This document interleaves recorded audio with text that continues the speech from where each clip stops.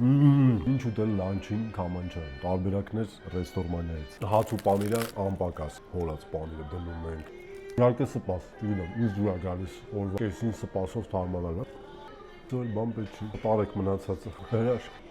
Արագ կշտացնող համով, փիդե պեպերոնի, ձեր սիրած։ Իսկինի լանչ։ Փիդեն հարմար է կիսվել, 3 հոգով, 4 հոգով տուր, յուբքա մեծ կտորներ։ Կիսվեք ուտեք, իրար հետ լանչ անեք, փողը միասին փագեք։